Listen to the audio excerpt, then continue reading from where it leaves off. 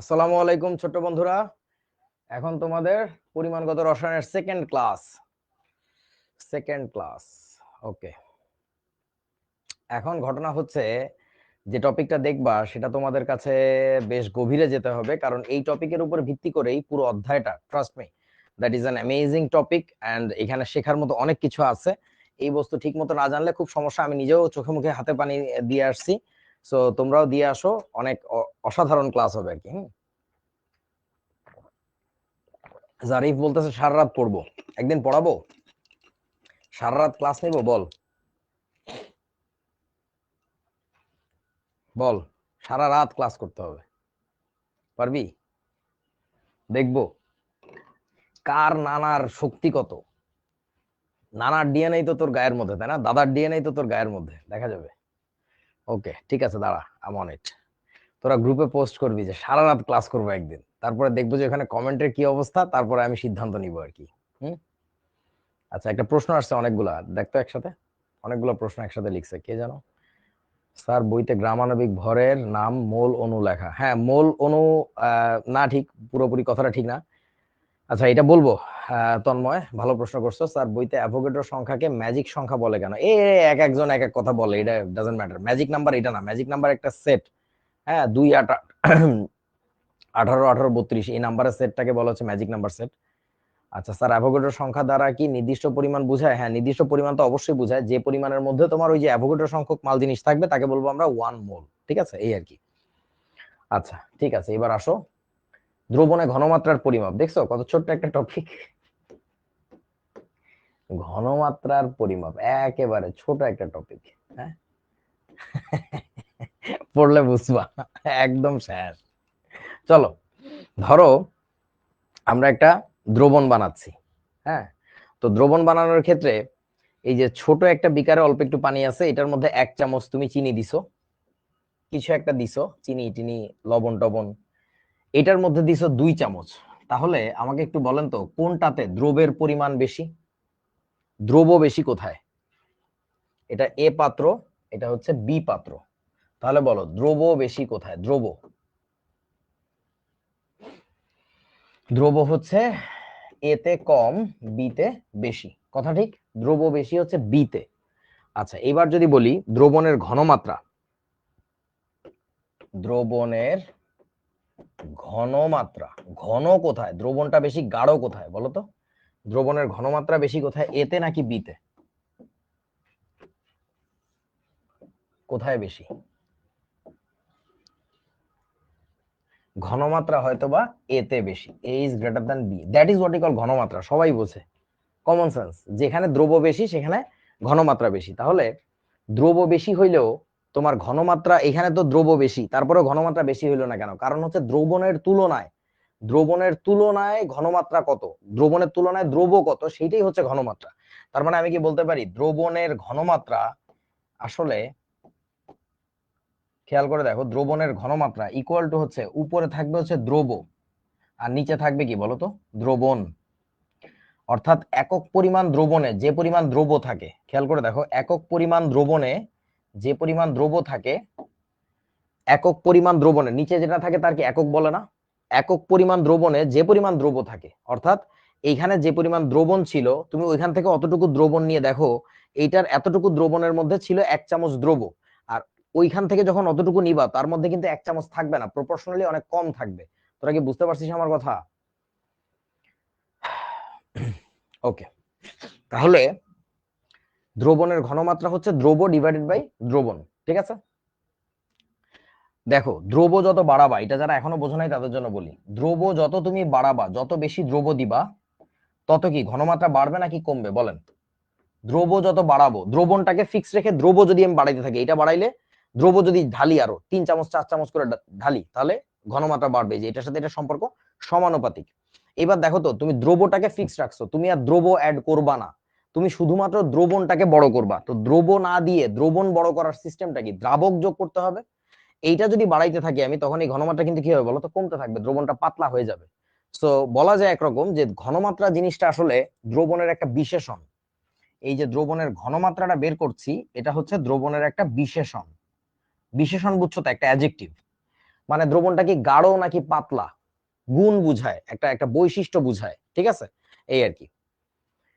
ওকে, সবাই বুঝছস তো, ক্লিয়ার তো নাকি, শুড আই মুভ অন? অনেক কিছু বুঝতে হবে আজকে, অনেক নতুন নতুন জিনিস আছে আর কি। তাহলে দ্রবণে দ্রবের ঘনমাত্রা, এটা আসলে ঘনমাত্রা কার, দ্রবের ঘনমাত্রা হয়, ঠিক আছে। ঘনমাত্রা হচ্ছে উপরে থাকবে দ্রবের পরিমাণ, নিচে থাকবে দ্রবণের পরিমাণ, এইটা খেয়াল রাখতে হবে। আর দ্রবটাকে ইংরেজিতে বলা হচ্ছে সলিউট।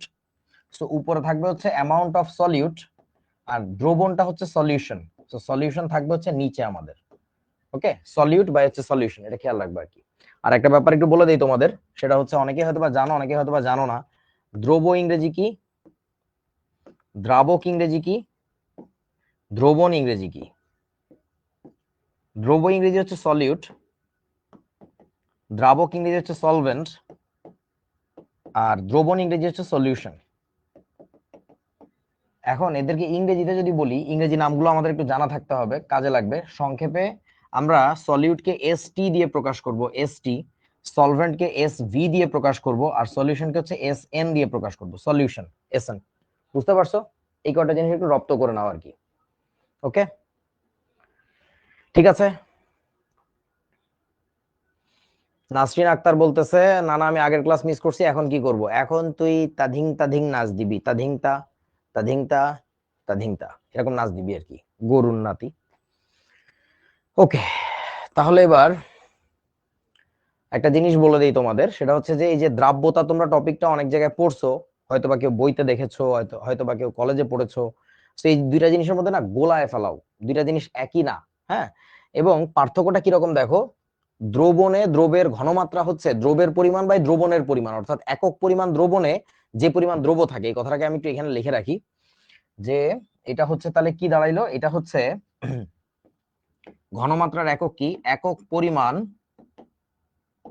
দ্রবণে যে পরিমাণ দ্রব দ্রবীভূত থাকে, দ্রবীভূত থাকে, তাকে বলা হচ্ছে ঘনমাত্রা। ওকে, এবার দেখো ভাই, দ্রবণে দ্রবের দ্রাব্যতা যদি বলি, তাহলে উপরে থাকবে দ্রবের পরিমাণ, ওইখানেও কিন্তু দ্রবের পরিমাণ ছিল, নিচে এখানে ছিল দ্রবণের পরিমাণ, এখানে কিন্তু দ্রাবকের পরিমাণ, দুইটা ভিন্ন জিনিস, ভালো করে বোঝ। এবং এদের মধ্যে যে পার্থক্য, সেই পার্থক্যটার কথা এখানে বলা আছে, the fine line between this two concepts is even thinner than your nani. তোমার নানি তো শুকনা পাতলা ছিল, হ্যাংলা পাতলা, এই যে ধরো এটা তোমার নানির মাথা, তোমার নানির মাথায় পিঙ্ক কালারের চুল ছিল, সে টিকটক করতো বলে তার মাথায় পিঙ্ক কালারের চুল, বুঝছো? এটা তোমার নানির দুইটা হাত, এটা তোমার নানির দুইটা পা, তো এটা তোমার নানি। হ্যাঁ, তো এই এই দুইটা কনসেপ্টের মধ্যে যে ডিফারেন্সটা, সেই ডিফারেন্সটা কিন্তু খুবই পাতলা। এটা অনেকেই প্রায় পেঁচায় ফেলে, এই পেঁচানোটা যাবে না।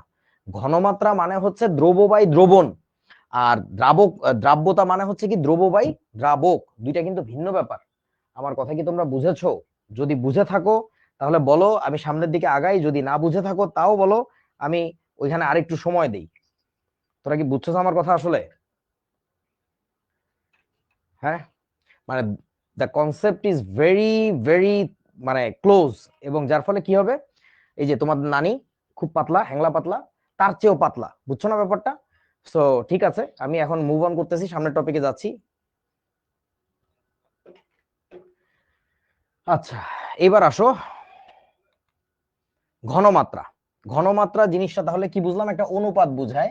কি বাই কিসের অনুপাত? এটা হচ্ছে তোমার দ্রব ডিভাইডেড বাই দ্রবণের অনুপাত বুঝায়, দ্রব ডিভাইডেড বাই দ্রবণের অনুপাত। ওকে, এখন এই ঘনমাত্রা জিনিসটাকে যতভাবে বের করা যায়, সেই জিনিসটার যতগুলো পদ্ধতি আছে, সেইগুলোকে আমি ব্যক্তিগতভাবে, এটা আমার স্টাইল, এটা আমার স্টাইলে দুইটা ভাগে ভাগ করা যায়, বড় বড় দুইটা ভাগ। খুব মনোযোগ দিয়ে শোনো জিনিসটা, তা নাহলে এলোমেলো লাগবে সব, ঠিক আছে?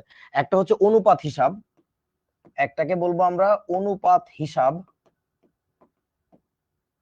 আর আরেকটাকে বলবো হচ্ছে আমরা শতকরা হিসাব, আর একটাকে বলবো আমরা কি হিসাব, শতকরা হিসাব। ওকে, সো অনুপাত হিসাবের মধ্যে আবার যেগুলো আছে, সেগুলোর আবার কয়েকটা টাইপ আছে।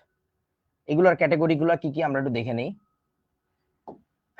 একটা হচ্ছে তোমার মোলারিটি, নাম শুনছো মোলারিটি, যে এই দ্রবণের মোলারিটি কত, 9-10 ছিল তোমাদের।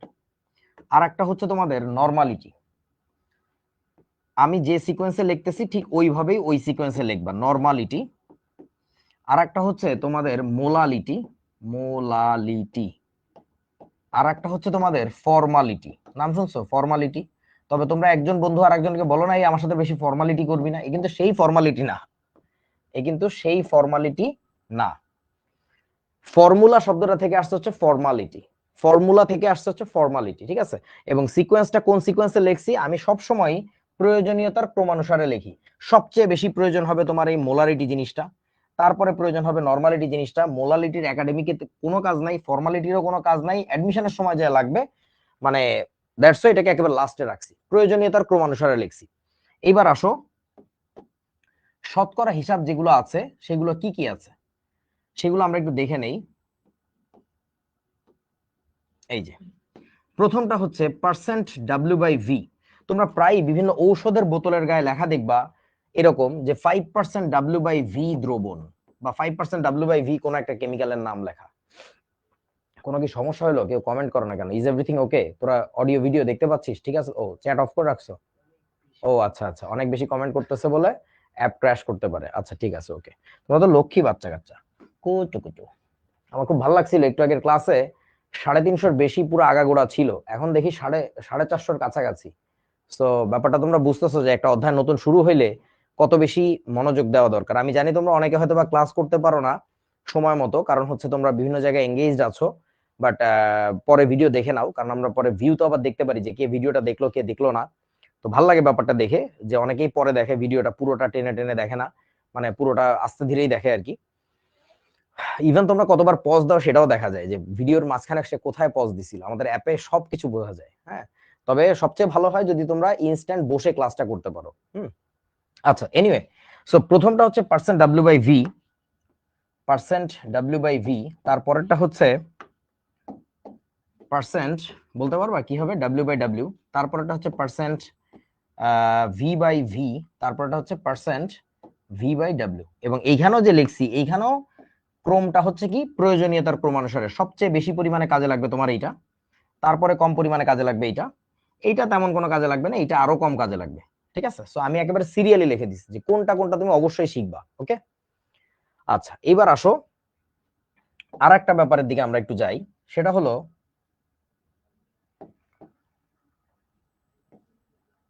ওকে, এইগুলো ছাড়াও ঘনমাত্রা নির্ণয়ের আরো কতগুলো পদ্ধতি আছে, সেই পদ্ধতিগুলোর একটু নাম শুনে রাখো। আরো একটা ফালতু পদ্ধতি আছে।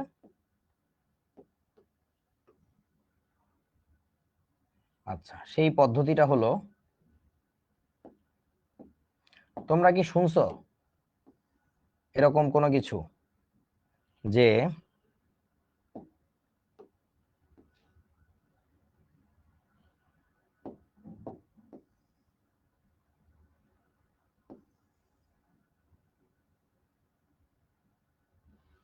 ওকে পিপিএম নাম শুনছো? পিপিবি নাম শুনছো? পিপিটি নাম শুনছো? Parts per million, parts per billion, parts per trillion. অর্থাৎ শতকরায় যখন আমরা হিসাব করি তখন আমরা কি করি, প্রতি 100-র মধ্যে, ধরো আমি বললাম তোমাদের ক্লাসে 30% হচ্ছে ছেলে বা মেয়ে, ধরো মেয়ে বললাম 30% হচ্ছে মেয়ে, তার মানে কি যদি 100 জন থাকে তার মধ্যে 30 জন হচ্ছে মেয়ে। এখন যদি পার্টস পার মিলিয়ন বলি তার মানে কি জানো, 1 মিলিয়ন যদি আমার কাছে স্যাম্পল সাইজ থাকে সেখানে কত অংশ আছে হচ্ছে ওই উপাদানটা, এটাকে বলে পিপিএম। তোরা কি বুঝছিস আমার কথা? আচ্ছা বলতো, পিপিএম এককে আমরা কখন ঘনমাত্রা মাপবো? যখন কি আমাদের পরিমাণটা বেশি হবে, মানে ঘনমাত্রা বেশি হবে তখন পিপিএম এককে মাপে, নাকি ঘনমাত্রা খুব কম হইলে মাপে? বলেন। কেউ বলে কম, কেউ বলে বেশি। আচ্ছা, ঘনমাত্রা যখন, এভাবে বুঝাই, দাঁড়াও, বলো আমাকে, মানুষের হার্ট কোথায় থাকে? বামে থাকে, বুকের বাম পাশে, নাকি ডান পাশে? কোন পাশে থাকে? লেফট নাকি রাইট? বাম পাশে থাকে। বায়োলজি ঘোড়ার ডিম পড়ছো। হার্ট থাকে মাঝখানে, মানুষের হৃৎপিণ্ড থাকে মাঝখানে, বাম দিকে একটু ঝুঁকে থাকে। আমার এখনো মনে আছে, ক্লাস 9-এ শিখছিলাম। হার্ট আসলে মাঝখানে থাকে কিন্তু বামের দিকে একটু ঝুঁকে থাকে। এখন একটা মজার কথা শুনো, মানুষের হার্ট আসলে ডানেও থাকে, অর্থাৎ কারো কারো হার্ট ডানে ঝুঁকে থাকে, কিন্তু এটার শতকরা হিসাব করলে দেখা যায় খুবই কম সংখ্যক। এখন ঘটনা হচ্ছে যে তোমরা কি জানো 100 জনের মধ্যে কতজনের হার্ট ডানে ঝুঁকে থাকে? বলো তো। 100 জনের মধ্যে কতজনের? 10 জন? একজন? একজনেরও থাকে না। প্রতি 10 লক্ষ মানুষ ঘাটা হইলে তার মধ্যে একজন পাওয়া যায়। আমার কথা বুঝছো? 10 লক্ষ মানুষের মধ্যে একজনের হার্ট থাকে ডানে। সো এটা নিয়ে তোমরা একটা বাংলা সিনেমার প্লট বানায় ফেলতে পারো, যে নায়ককে গুলি করা হবে, ভিলেন বুকের বাম পাশে গুলি করবে, কিন্তু সে মরে যাবে না। সিনেমার লাস্টে দেখা যাবে সে উঠে এসে বলছে, তুই আমার বাবাকে মেরেছিস, তুই আমার মাকে মেরেছিস, তুই আমাকে বাড়ি থেকে বের করে দিয়েছিস, আমি ছোট ছিলাম ন্যাংটা কালে, আমার বুকের বাম পাশে গুলি করেছিলি, কিন্তু তুই জানতি না আমার হার্টটা ডানে। So, ঘটনা হচ্ছে মানুষের হার্ট ডানেও থাকে। তো সেই সংখ্যাটা তুমি যদি শতকরা হিসাব করতে যাও, তখন দেখবা যে 1%ও আসবে না, কারণ 100 জনের মধ্যে তো একজনেরও নাই। 10 লক্ষ মানুষ নিলে তারপরে একজনকে পাচ্ছি। তাহলে আমাকে একটু বলো যে ওই হিসাবটা আমরা 100-র মধ্যে হিসাব করে পাচ্ছি না, দশমিকের পর অনেকগুলো জিরো আসতেছে, তখনই আমরা কোন এককে যাই বলো তো? পিপিএম এ যাই। বলো তো আমাকে একটু, পিপিবি তে আমরা কখন যাব? পার্টস পার বিলিয়ন আমরা কখন যাব? যখন ঘনমাত্রা আরো কম হবে নাকি আরো বেশি হবে বলো? ঘনমাত্রা যখন আরো কম হবে, মানে 1 মিলিয়ন টোকায়াও আমরা কিছু পাইতেছি না, তখন আমাদের বিলিয়নে চলে যাওয়া লাগবে। তোমরা কি বুঝিয়াছো আমার কথা? যখন তোমার ঘনমাত্রা আরো কম হবে তখন তুমি যাবা পার্টস পার ট্রিলিয়নে। এবং এই যে পদ্ধতিগুলো, এটার কোনো বাপ মা নাই, পার্টস পার যে কোনো কিছু হইতে পারে। তোমরা কি বলতে পারবা? ধরো আমি তোমাকে একটা এককে বাইর করতে দিলাম পিপিএইচ, আমাকে একটু বলো তো এই পিপিএইচ এককে ঘনমাত্রা মানে কি জানো? পিপিএইচ মানে কি? পার্টস পার কি? হেক্টা? 100? আচ্ছা, কারো কাছে মনে হচ্ছে পার্টস পার 100। এখন আমি যদি তোমারে বলি, পরীক্ষা দিলাম যে এই পদার্থের ঘনমাত্রা তুমি পিপিএইচ এককে মাপো, তো তুমি বেসিক্যালি শতকরা হিসাব করছো, শতকরা হিসাব করে বলছো এত পিপিএইচ, পার্টস পার 100। পরে আমি যদি বলি যে না, আমি তো এটা বুঝিয়েছিলাম পার্টস পার হালি, অর্থাৎ প্রতি হালিতে কত, সেটা হিসাব করতে বলছিলাম। তোমরা কি বুঝছো আমার কথা? তোমার আসলে কিছু বলার নাই। কি বলবো, এটা তো কোনো বইতে নাই। সো ব্যাপারটা হচ্ছে এরকম, মানে এই পিপিএম পিপিবি পিপিটি এককগুলো নিয়ে বহু ঝামেলা আছে, ঠিক আছে? এটা তুমি মানে মিলিয়ন আয়তনের মধ্যে হিসাব করতে পারো, মিলিয়ন ভরের মধ্যে হিসাব করতে পারো, মিলিয়ন পিসের মধ্যে হিসাব করতে পারো, অনেক কিছুই করতে পারো আর কি। এনিওয়ে, সো আমাদের বইতে যা যা বলছে এগুলো নিয়ে আমরা পরে জানবো। আজকে আমরা শিখবো হচ্ছে, এখন শুরু করব এই জায়গাটা থেকে, সবচেয়ে বেশি কাজে লাগে আমাদের যে জায়গাটা, আমরা সেই জায়গাটা থেকে কাজ করা শুরু করব, অর্থাৎ মোলারিটির ধারণাটা পরিষ্কার করবো। এখন চেষ্টা করবো মোলারিটি আর নরমালিটি আজকে বলার, ওইগুলা নিয়ে টেনশন করো না, এর একটা শিখলে বাকি সব পারা যায়, ঠিক আছে? এই আর কি। আচ্ছা, এবার আসো, হ্যাঁ এটা একাডেমিকে লাগে বলতে এটা সব লাগবে, এটা প্রচুর পরীক্ষা আসে আর অ্যাডমিশনের জন্য ইম্পর্টেন্ট। তো আমার হাতে লেখা যেহেতু তোমরা বোঝো না, ওই জিনিসটা এখানে সুন্দর করে তোমাদের রাফা আপু লিখে দিছে, বিউটিফুল থিং। তো এর মাঝখানে আরো একটা জিনিস ছিল, সেটা আমি একটু অ্যাড করে দেই। ওই যে ঘোড়ার ডিম একটা ছিল, ঘোড়ার ডিমটা কি জানো ছিল? এখানে ছিল হচ্ছে তোমার এই, তারপর আরো কি ছিল? PPM PPB PPT.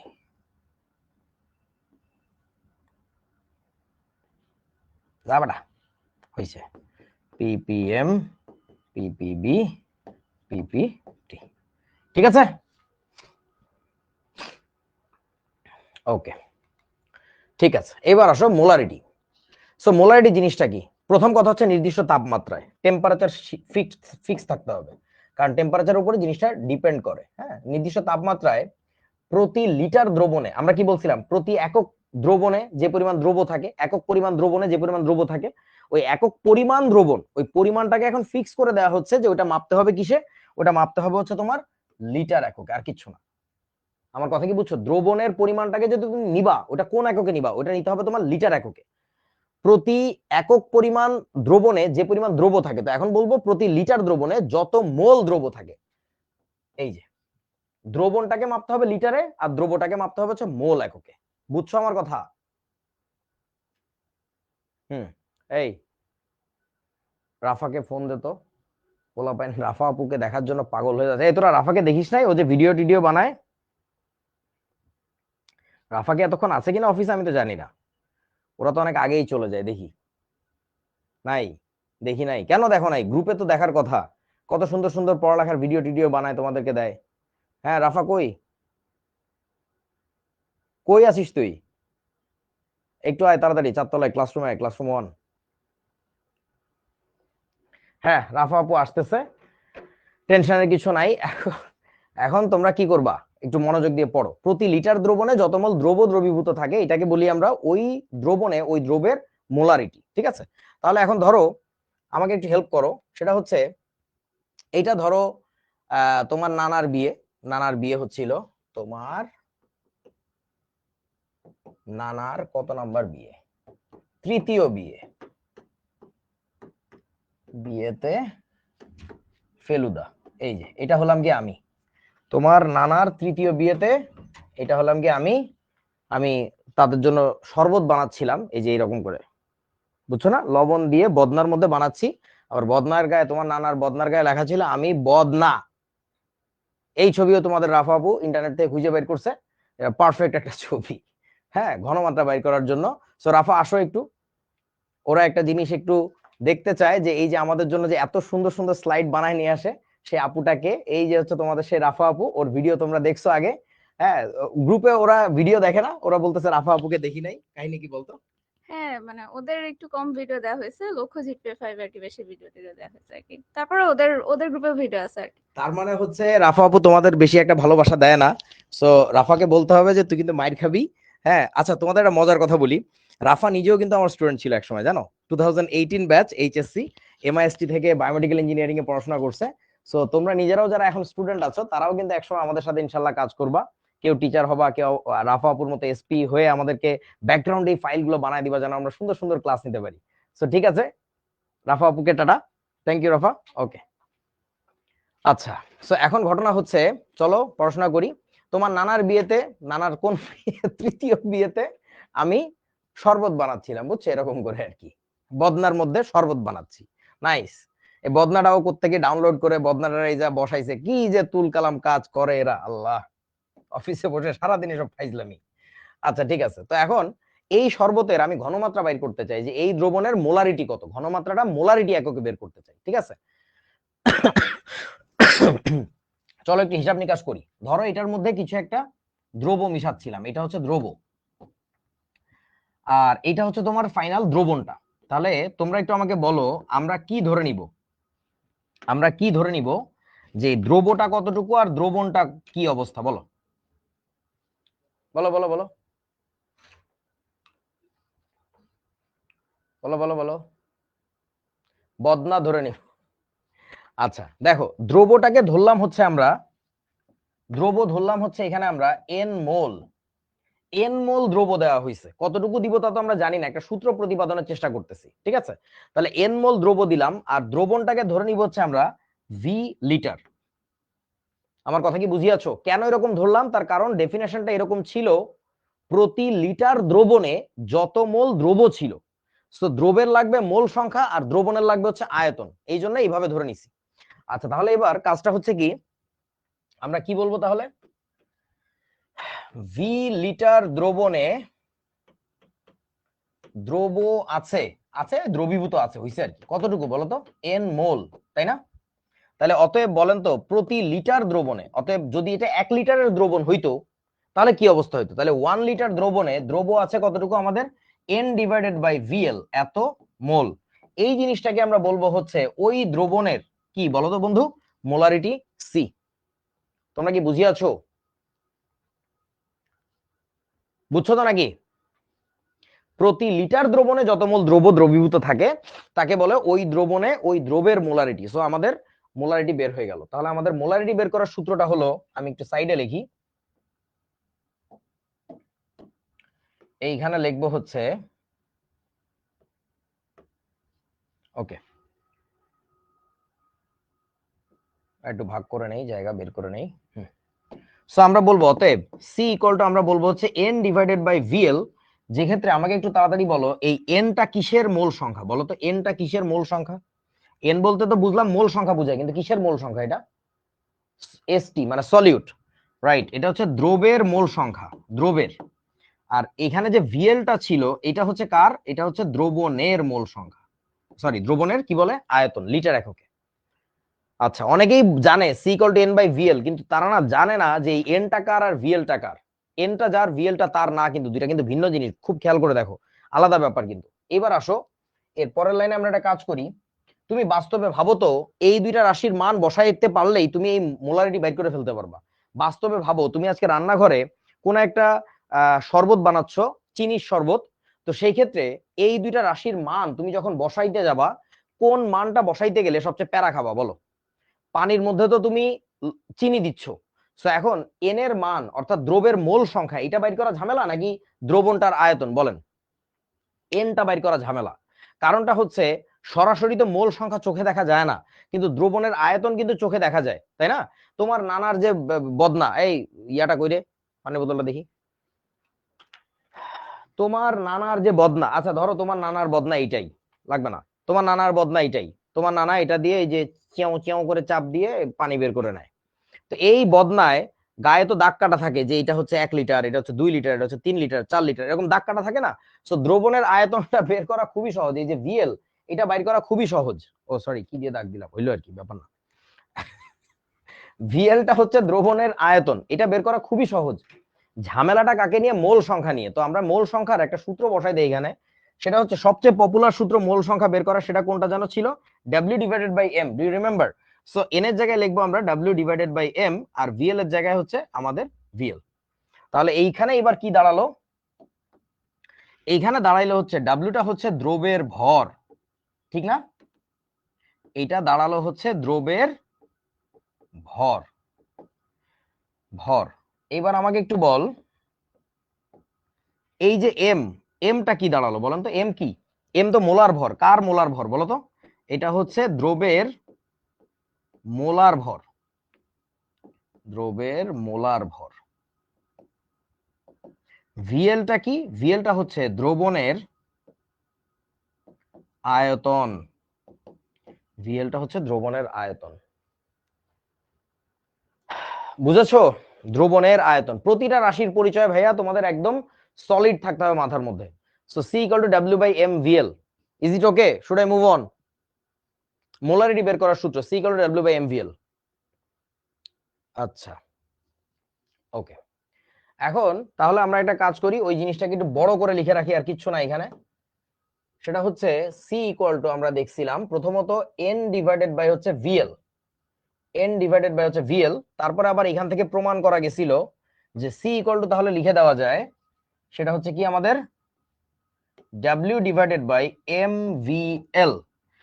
তারপরে আমরা একটা কাজ করব, সেটা হচ্ছে এই যে যে ডাব্লিউটা, এই ডাব্লিউটার কথা একটু লিখে রাখবো। ডাব্লিউটা হচ্ছে দ্রবের ভর, এটা হচ্ছে দ্রবের ভর, যে কত গ্রাম দ্রব্য তুমি অ্যাড করলা।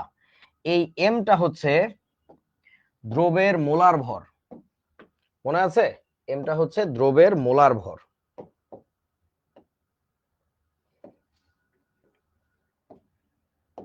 দ্রবের মোলার ভর।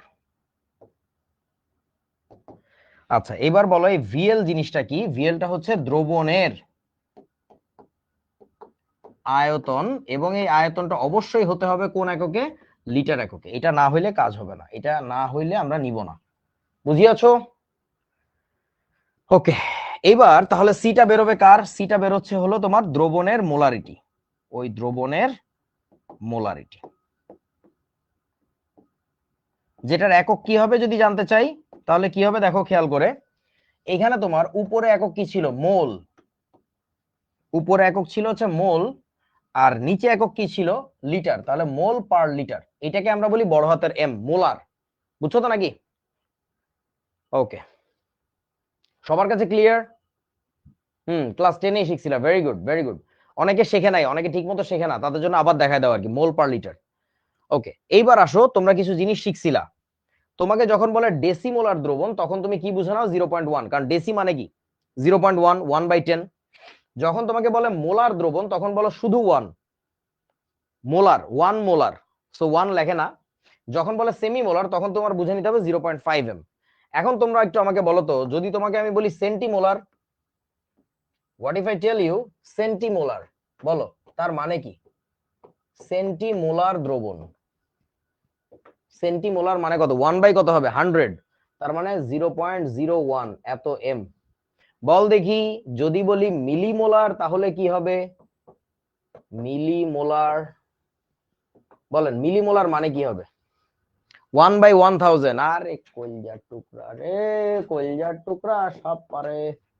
0.001 m, 1/1000 মিলি, মিলি। ঠিক আছে, একজনকার মেগা মোলার কি হবে? 10⁶ হবে মেগা মোলার।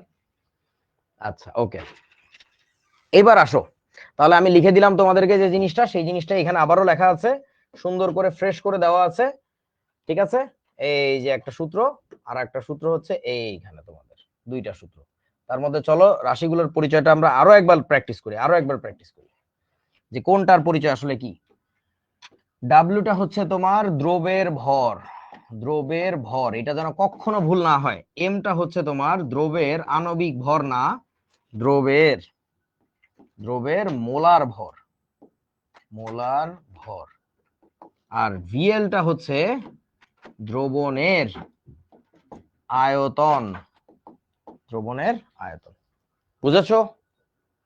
হ্যাঁ, সিটা হচ্ছে কি, দ্রবণে দ্রবের মোলারিটি। তো আমরা সোজা কথা বলি, দ্রবণের মোলারিটি, দ্রবণের মোলারিটি হচ্ছে এটা। ওকে, চলো বন্ধু, অঙ্ক করতে হবে। ছোট্ট বন্ধুরা, ছোট ছোট বন্ধুরা, অঙ্ক করতে হবে।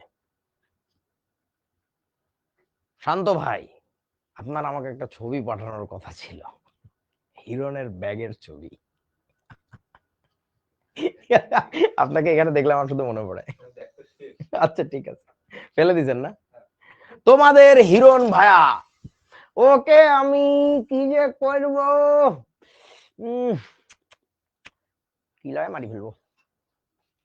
দেখো, 30°C তাপমাত্রায় 500 মিলিলিটার দ্রবণে, এই ডেটাটা কাজে লাগবে, 53 গ্রাম সোডিয়াম কার্বনেট দ্রবীভূত আছে। সোডিয়াম কার্বনেটের ভর, এক্ষেত্রে দ্রবণটিতে সোডিয়াম কার্বনেটের মোলারিটি কত? কোনো ব্যাপারই না, সি ইকুয়াল টু হচ্ছে আমাদের ফর্মুলাটা শিখেছিলাম, W/mVL। Okay, so let's put the data. W এর মানটা কত? দ্রবের ভর, W ছিল দ্রবের ভর 53 গ্রাম, তাহলে লিখলাম 53।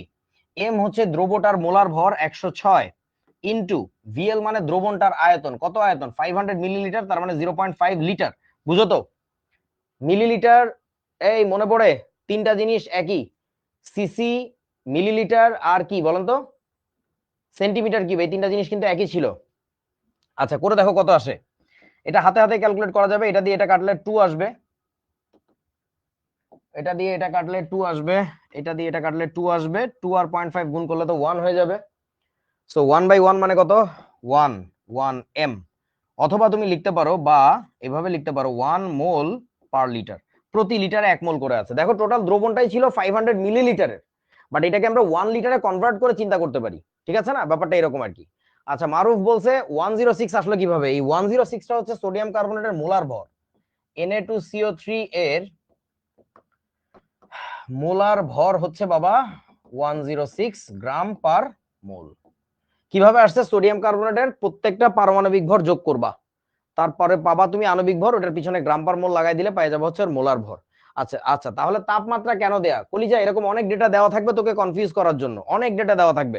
তুই চিন্তা করে দেখ, ধর তুই একজন ইঞ্জিনিয়ার হইছস, তো তোকে একটা মেশিন নষ্ট হয়ে গেছে বলে ডাক দিছে কোন একটা ফ্যাক্টরিতে, তো ফ্যাক্টরির যে মালিক সে তো তোর হাতে সব কাগজ তুলে দিবে, যে এই এই মেশিনের ম্যানুয়াল এইটা, ওই মেশিন কবে ঠিক করাইছিলাম সেই ইঞ্জিনিয়ারের একটা রিপোর্ট দিবে, হ্যান ত্যান অমুক তমুক সব ডেটা দিবে। বাট তোর খুঁজে বাইর করতে হবে যে এই মেশিনে কি হয়েছে এবং তার জন্য কি কি ডেটা আমার লাগবে এটাকে ঠিক করার জন্য। সো তোমাকে অনেক ইনফরমেশন দিয়ে দিবে, সেখান থেকে না তোমার হাতড়ায় বের করতে হবে কোন ডেটা আমার এখন কাজে লাগবে। বুঝিয়াছো? বাকি সব ডেটা, যে ডেটাগুলো প্রয়োজনীয় সেগুলো বাদে বাকি সব ডেটাকে আমরা বলি একটা বিশেষ নাম আছে, এটাকে বলে গার্বেজ ডেটা। গার্বেজ ডেটা মানে অপ্রয়োজনীয় তথ্য, মানে এটা আমার কোনো কাজে লাগতেছে না, বাট মানে তথ্যগুলো দেওয়া আছে আর কি। ঠিক আছে, ওকে। গার্মেন্ট না রে, গরু, গরু তো গদু বলে ফেলছি, গরু। আচ্ছা, এখন ঘটনা হচ্ছে, তারপরে কি বলেছে, পরের অংশটা বেশি জোস, এই প্রশ্নটা বেশি সুন্দর, আমার খুব পছন্দের একটা প্রশ্ন। মূল দ্রবণ থেকে অর্ধেক দ্রবণ তুলে নিয়ে অন্য পাত্রে রাখা হলে মাতৃ দ্রবণে ঘনমাত্রার পরিবর্তন কত হবে? মাতৃ যে দ্রবণ মানে মূল যে দ্রবণটা তুমি বানাইছিলা সেটাতে চেঞ্জটা কত হবে? বলো, চেঞ্জ কত হবে? চেঞ্জ, চান্স লিখছি তো, চেঞ্জ 0, কোনো পরিবর্তন হবে না। ধরো ব্যাপারটা এরকম, তুমি একটু কমন সেন্স অ্যাপ্লাই করো, তুমি এখানে একটা দ্রবণ বানাইছো, তোমার নানার জাদু থেকে তুমি একটা দ্রবণ বানাইছো, তোমার নানা যে সকালে জাদু মারে সেই জাদু তুলে এনে তুমি একটা দ্রবণ বানাইছো ঘোড়া ঘোড়া দিয়ে। তো এখান থেকে তুমি যদি অর্ধেক তুলে নিয়ে যাও তাহলে ওইটার ঘনমাত্রা কত, এটার ঘনমাত্রা কত, ভাই দুইটারই ঘনমাত্রা সেম। বুঝছো আমার কথা? আচ্ছা এখন কয়েকজন কান্দি মরে যেতেছে 0.5 কিভাবে আসলো? ওরে গরু ছাগলের দল, এটা হচ্ছে 500 মিলিলিটার ছিল, সেটাকে 1000 দিয়ে ভাগ করছি, মিলিলিটারকে 1000 দিয়ে ভাগ করলে লিটারে যায়, ওই কাজটাই করছি, 500 ডিভাইড বাই 1000 মানে হচ্ছে 0.5। বুঝিয়াছো? ওকে। আয়তন তো অর্ধেক হবে কিন্তু ঘনমাত্রার কোনো পরিবর্তন হবে না, এখানে বলছে মাতৃ দ্রবণের ঘনমাত্রার পরিবর্তন করতে হবে, ঘনমাত্রার পরিবর্তন জানতে চাইছে। তো ভাই ঘনমাত্রার কোনো পরিবর্তন হবে না। বুঝেছো? ক্লিয়ার। পরের অঙ্কে যাই, 500 মিলিলিটার ডেসিমোলার দ্রবণে কত গ্রাম সালফিউরিক অ্যাসিড থাকবে? 500 মিলিলিটার ডেসিমোলার দ্রবণে কত গ্রাম সালফিউরিক অ্যাসিড থাকবে? তাহলে এবার চলো মজার অঙ্ক করে ফেলি। এখানে মোলারি সরি আয়তন দেওয়া আছে, ভলিউম, আর এটা হচ্ছে ডাব্লিউ লাগবে আমাদের। ডেসিমোলার মানে কি 0.1 m, তার মানে আমি একটা সূত্র অ্যাপ্লাই করতে পারি, C equal to N divided by VL. তোমরা কি জানো এই সূত্রটাকে আমরা আগে কিভাবে লিখছিলাম? এইটাকে একটু আগে লিখছিলাম N equal to C into VL. তোমাদের কি মনে পড়ে? এটাকে কিন্তু এটা লিখছিলাম, তাই না? এটা অনেকেই বুঝতেছে না আর কি, যে কি রে ভাই কোত্থেকে কি আসতেছে না আসতেছে। সো এনিওয়ে, এখন আমরা একটা কাজ করব, সেটা হচ্ছে দ্রবণের মোলারিটি। মোলারিটি কত? 0.1 মোলার ইকুয়াল টু মোল সংখ্যা আমরা বাইর করব, দ্রবের মোল সংখ্যা, দ্রবের মোল সংখ্যাটা বের করতে হবে, ডিভাইডেড বাই ভিএল মানে দ্রবণটার আয়তন। দ্রবণটার আয়তন কত? 500 মিলিলিটার মানে 0.5 লিটার। তাহলে এইবার আমাকে বলো, তাহলে এন ইকুয়াল টু কত আসে? 0.1 ইন্টু 0.5, তার মানে 0.05। এত কি মোল, এত মোল কি আছে? Sulphuric acid. তোরা কি বুঝছিস আমার কথা আসলে? বুঝা গেছে তো? ওকে। এইবার বলতেছে ও কত গ্রাম জানতে চাইছে, তাহলে বলো তো 1 মোল মানে কত? 1 মোল মানে কত? 98 গ্রাম। তাহলে এত মোল মানে কত? 0.05 ইন্টু হচ্ছে 98, এত গ্রাম সালফিউরিক অ্যাসিড। এটা কত দেয়? এটা হয় হচ্ছে 0.05 ইন্টু 98, এটা করলে আসে হচ্ছে 4.9 গ্রাম। এটা হচ্ছে 4.9 গ্রাম H2SO4। বুঝিয়াছো? আচ্ছা পরের অংশটা করি চলো। পরের অংশ তোমাকে কি বলেছে? ওই দ্রবণে অ্যাসিড থেকে বিয়োজিত হওয়া প্রোটন আয়নের সংখ্যা কত, মানে প্রোটনের সংখ্যা কত। এখন তুমি সালফিউরিক অ্যাসিডকে বিয়োজিত করো, H2SO4 যখন বিয়োজিত হয় তোমরা একটু আমাকে বলো তো কি তৈরি হয়? এখান থেকে দুইটা প্রোটন আসে, আর কি আসে? SO4 2 আসে, ঠিক না? 2H+ যোগ হচ্ছে SO4 2। আচ্ছা, এই একজন কয় হাইড্রোজেন আর সালফার আসে, ইন্না লিল্লাহি ওয়া ইন্না ইলাইহি রাজিউন। এখন থেকে আমি বলবো শিখতে কলেজের ব্যাচে ঢুকানোর সময় আগে একটা ভাইভা নিতে ফোনে, যে দেখিও এবিসিডি পারে কিনা। দিন দিন যা আসতেছে বলা হয় হাইড্রোজেন আর সালফার বাইরে, কি এক বিপজ্জনক অবস্থা। আচ্ছা এখন বলো এইটার যদি 1 মোল বিয়োজিত হয় তাহলে এখান থেকে কি 2 মোল প্রোটন আসে, ঠিক? অথবা আমি আরেক কথা বলতে পারি, আচ্ছা ওইটাই বলি আর কি, সমস্যা নাই। এখানে যদি তোমার 1 মোল বিয়োজিত হয়, 1 মোল সালফিউরিক অ্যাসিড বিয়োজিত হয়, সেখান থেকে আসবে হচ্ছে 2 মোল H2SO, সরি H+। তাহলে কি বলা যাবে? 1 মোল H2SO4 হতে প্রোটন আসে কত? 2 মোল প্রোটন। এটা কি বুঝছো? এই কথা লেখা যায়, 1 মোল সালফিউরিক অ্যাসিড থেকে আসবে হচ্ছে 2 মোল প্রোটন। কথা ঠিক আছে তো নাকি? ওকে। তাহলে বলো তো তোমার কাছে কত মোল প্রোটন ছিল ভাই? তোমার কাছে প্রোটন ছিল তো এই যে কত মোল সালফিউরিক অ্যাসিড ছিল? 0.05 মোল। তাহলে এখান থেকে লিখবো আমরা 0.05 মোল H2SO4, এখান থেকে আসবে হলো 2 ইন্টু 0.05, এত মোল H+, এত মোল H+, তার মানে কত? 0.1 মোল, ঠিক আছে না? 0.1 মোল, এত মোল H+ আসবে। এখন প্রোটনের সংখ্যা কত জানতে চাইছে, তার মানে কি এটাই আনসার হবে নাকি অন্য কিছু? বলো। এটাই হবে? অন্য কিছু হবে? এটা হবে না। কেন হবে না? কারণটা হচ্ছে এখানে তো মোল সংখ্যা বাইর করছো, পিস সংখ্যা তো বাইর করো নাই।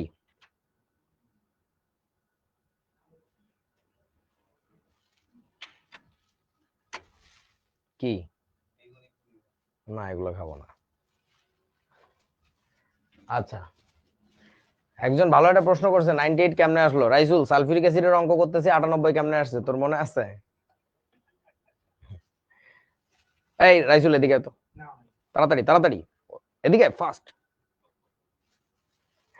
তোমাদের রাইসুল ভাই আমাদের অপারেশনস এর, ও কিন্তু আমার স্টুডেন্ট ছিল, এখন লুকায় আছে নায়ক আমাদের। ওকে দেখাইতে চাইছিলাম, ওর তো এখনো মনে আছে, ও অ্যানথ্রোপোলজি পড়ছে, অথচ ওর দেখো এখনো মনে আছে সালফিউরিক অ্যাসিড মানে 98 হবে আর কি, কন্ট্রোল মাইনাস। হ্যাঁ ঠিক আছে ওকে। ওই যে বলতেছে রাইসুল ভাই শরম পায়, হ্যাঁ ওর নানা একটু শরম পাইতো, ওর মধ্যে ওই শরম গুলা ঢুকছে আর কি। ওকে, সো এখন দেখো এটা কিন্তু হবে না, আনসার হবে কোনটা? পিস সংখ্যা বাইর করতে হবে। তাহলে তোমরা কি করবে এবার, 0.1 ইন্টু কত, অ্যাভোগাড্রো সংখ্যা, তারপরে কি বলবা, এত টি এইচ প্লাস, তার মানে এটা করলে আসবে কত, 6.022 ইন্টু 10⁻, কত 22, এত টি এইচ প্লাস আসবে। এইটা হচ্ছে উত্তর। বুঝিয়াছো ছোট্ট বন্ধুরা? প্রচুর এইচ প্লাস পাওয়া যাবে এখান থেকে। ওকে, এবার আসো, আমি যেদিন শিখতে প্রথম আসি, প্রথম যখন জয়েন করি, ডিসেম্বর 1, 2022, অফিসে এসে সবার সাথে পরিচিত হচ্ছি। সো অনেকে আমাকে বলছে ভাই আপনাকে তো চিনি, ভাই আপনি তো, আপনার কথা বলতে হবে না ভাই, জানি কেমনে। এরা অধিকাংশই অনেকেই আমার স্টুডেন্ট ছিল, কি একটা অবস্থা। আমি তো চিনি না, আমারে চিনে। আচ্ছা ওকে, তো এখন ঘটনা হচ্ছে, স্বাভাবিক রক্তে কোলেস্টেরল এর ঘনমাত্রা প্রায় এত এম হলে, এই যে ঘনমাত্রা দেওয়া আছে সি, এত মিলিলিটার রক্তে, এটা হচ্ছে ভলিউম, কত গ্রাম কোলেস্টেরল থাকে। তোমরা একটা কাজ করো, একটু তাড়াতাড়ি এটার মোলার ভর বাইর করো। তাহলে আমরা কি করব, মোলার ভর এম ইকুয়াল টু, দেখো সি 27 আছে, তার মানে কত হবে, 12 গুণ 27 হবে। বুঝছস তো? প্রতিটা কার্বনের পারমাণবিক ভর কত, 12 ইন্টু 27 যোগ প্রতিটা হাইড্রোজেনের পারমাণবিক ভর হচ্ছে 1 ইন্টু কত, 46, প্লাস হচ্ছে কত, একটা অক্সিজেন, তার মানে হচ্ছে 16। 16 নাকি 32? অবশ্যই 16। আচ্ছা, যোগ করলে কত আসে এটা, 12 ইন্টু হচ্ছে 27 যোগ হচ্ছে 46 যোগ হচ্ছে 16, এটা করলে একবারে 386 আসে, 386 এত গ্রাম পার মোল। এটা হচ্ছে কোলেস্টেরলের মোলার মাস। ওকে, সরি কই চলে গেল। এখন বলতেছে ঘনমাত্রা দেওয়া আছে রক্তে কত গ্রাম কোলেস্টেরল থাকে, তাহলে কোন সূত্রে অ্যাপ্লাই করব আমরা, সি ইকুয়াল টু শিখেছিলাম W divided by mvl। So molarity দেওয়া আছে আমার কাছে দ্রবণের কত, 0.005, ঠিক আছে না? হ্যাঁ, ইকুয়াল টু W এর মানটা আমরা বাইর করব, তাই তো, হ্যাঁ W বাইর করতে হবে, m এর মান হচ্ছে 386 গ্রাম পার মোল, ইনটু ভলিউম হচ্ছে 750 মিলিলিটার, তার মানে 0.75 লিটার। আমি নিশ্চিত, আমি পিছন ফিরেই দেখবো, এখন অনেকে প্রশ্ন করবে 0.75 কোত্থেকে আসলো, রাইট?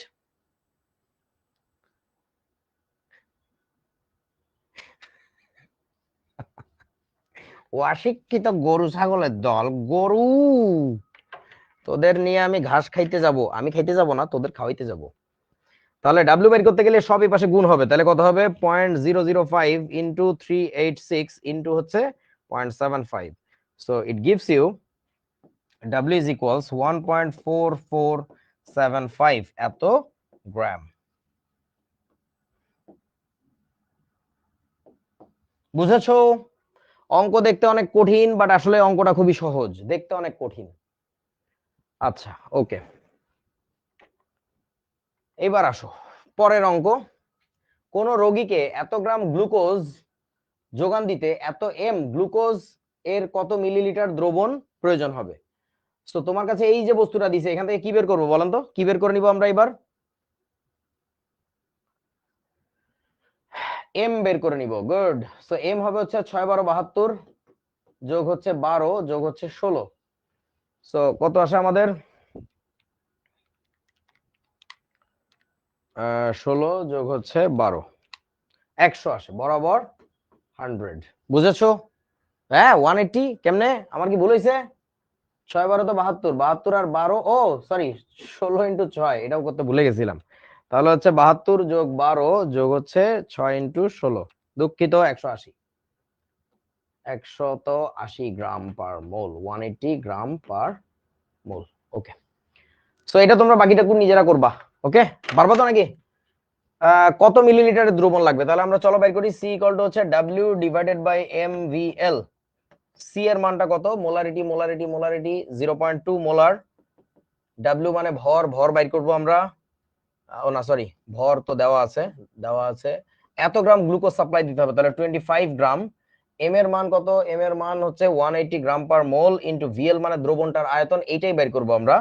এখন এখান থেকে কত আসে দেখো,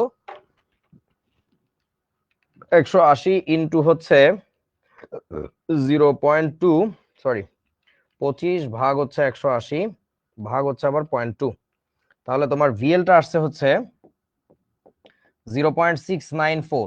এত বলেন তো এটার একক কি আসছে? বলেন তো এটার একক কি আসছে?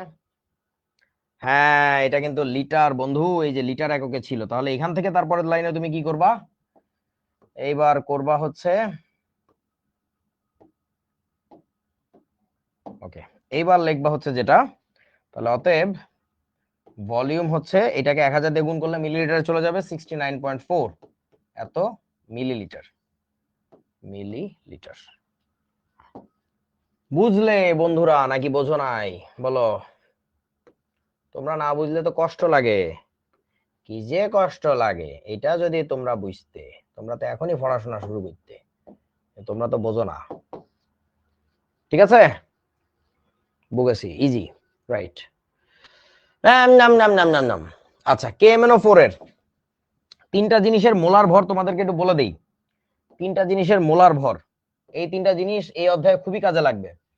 এক নাম্বার জিনিস KMnO4, এইটার মোলার ভর জানবা। K2Cr2O7 পটাশিয়াম ডাইক্রোমেট, এটার মোলার ভর জানবা। আর আরো একটা জিনিস FeSO4, এটার মোলার ভর জানবা। এই তিনটা খুবই কাজে লাগে। একটু আগে যে ক্লাসটা নিছিলাম সেটাতে FeSO4 এর মোলার ভরটা তোমাদেরকে বলছিলাম, কারণ মনে আছে কত? বলো, মনে নাই? একটু আগে বলেছিলাম এটার মোলার ভর হচ্ছে 152 গ্রাম পার মোল, 152 গ্রাম পার মোল, 152। K2Cr2O7 এটা হচ্ছে 294 গ্রাম পার মোল। আচ্ছা, এটা পরে নেই। আর ওই বলদের হইতেছে 158 গ্রাম পার মোল। এই তিনটা বস্তু একেবারে ঠোঁটের আগে মুখস্থ রাখবা, বহুত কামে আয়েগা। বুঝেছো ছোট্ট বন্ধুরা? Very very important, very very important. বলে দিলাম তিনটা জিনিস। আচ্ছা, সো বগেছো বগেছো হইলে এটা নিজেরা করে ফেলবা, বাড়ির কাজ। এইবার আসো নরমালিটিতে। সো মোলারিটির মতোই নরমালিটিও হচ্ছে একটা একক।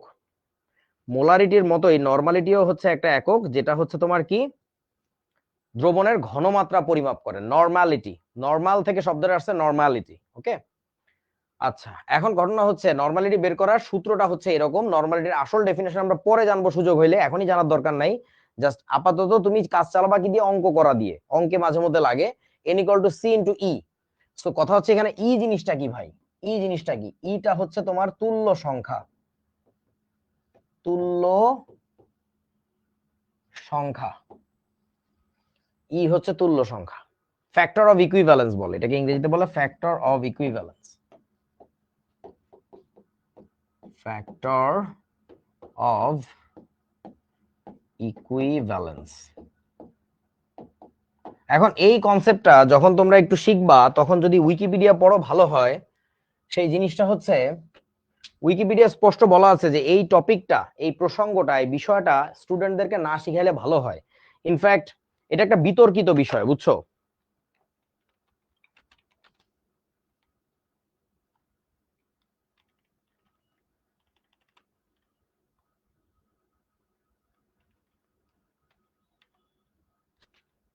কই গেল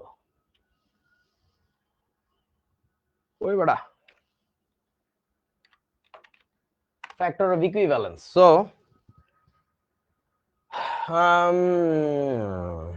ফ্যাক্টর অফ ইকুইভ্যালেন্স কোথায় গেলে বন্ধু? তোমাদেরকে একটা মজার জিনিস দেখাই দেই, দেখি পাই কিনা। ওই বেটা, এগুলো কি আইছে একদম একদম? এইটা কেন আসছে? এটা কে খুলছে? F12 এ সাপ পড়ে গেছে।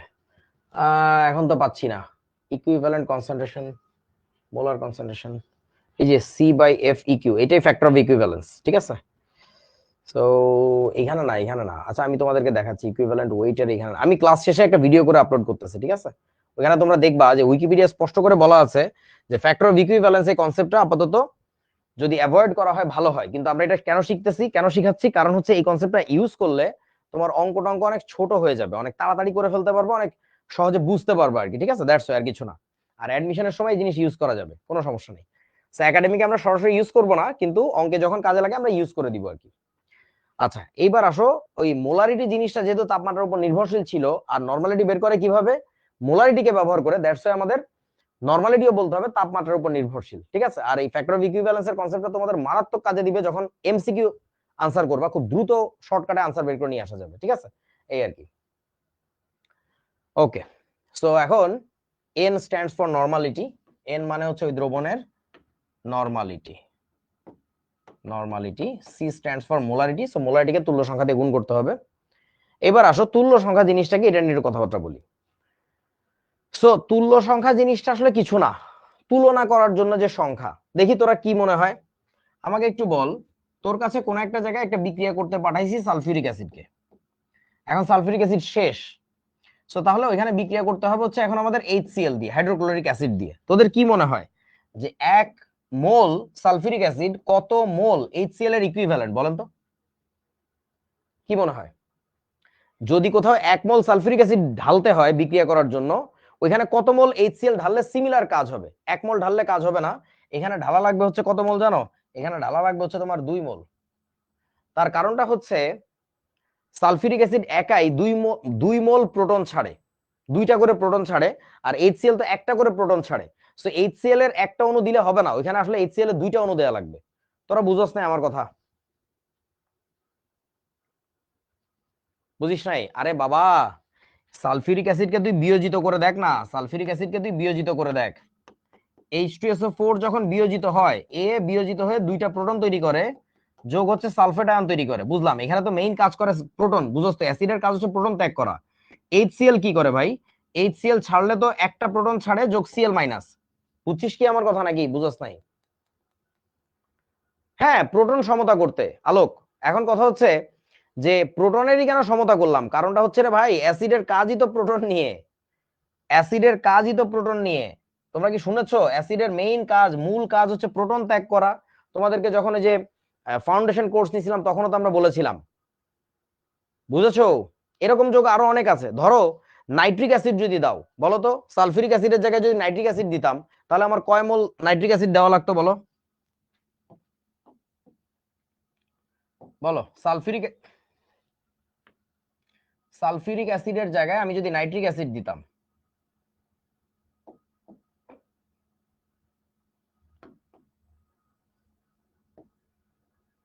বলেন কি দেওয়া লাগতো? 2 মোলই দেওয়া লাগতো। কারণ হচ্ছে নাইট্রিক অ্যাসিড বিয়োজিত হয়েও, HNO3 বিয়োজিত হয়েও তোমার একটা করে প্রোটন তৈরি করে। সো এটারও 2 অণু লাগতো। বুঝিয়াছো? সো এই যে যে সংখ্যাটা দেখতে পাচ্ছ না, এই যে সংখ্যাটা, এইটাকেই বলে হচ্ছে সালফিউরিক অ্যাসিডের তুল্য সংখ্যা। এই যে সালফিউরিক অ্যাসিডের তুল্য সংখ্যা হচ্ছে কত? 2। ওকে আরেকজনের সাথে তুলনা করতে গেলে ওই সংখ্যাটা লাগবে। দ্যাটস ওয়াই এটাকে আমরা বলি তুল্য সংখ্যা। বুঝেছো? তুল্য সংখ্যা হচ্ছে মানে ইংরেজিতে বলে ফ্যাক্টর অফ ইকুইভ্যালেন্স, এমন একটা সংখ্যা যেটা দিয়ে আসলে ওই কেমিক্যালকে আরেকটা কেমিক্যালের সাথে কম্পেয়ার করা যায়।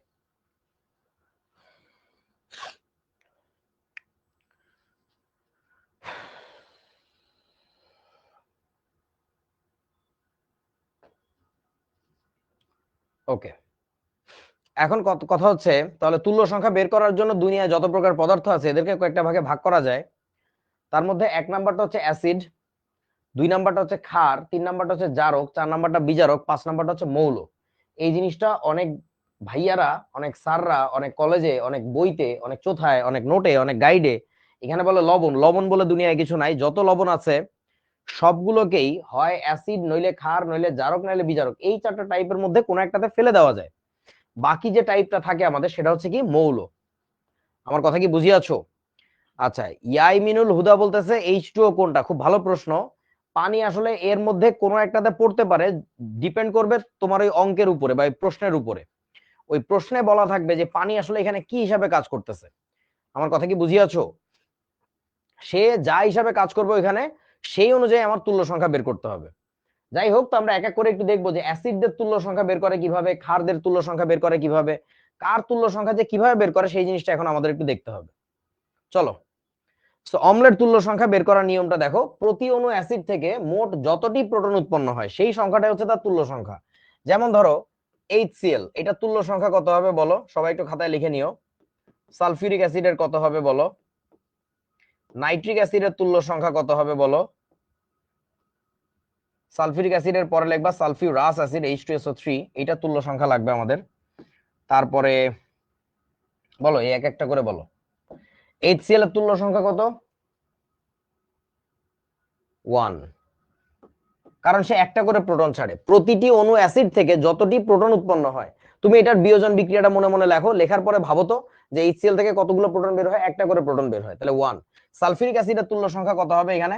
2 হবে, কারণ সালফিউরিক অ্যাসিডের একটা অণু থেকে দুইটা করে প্রোটন বের হয়। বুঝতে পারছিস তো? সালফিউরাস অ্যাসিডের তুল্য সংখ্যা কত হবে? সালফিউরাস অ্যাসিড বলো, 2 হবে। আচ্ছা, কারণ ওইখান থেকে আমাদের দুইটা প্রোটনই বের হয়। এবার এটা কি এত চিকন গায়া?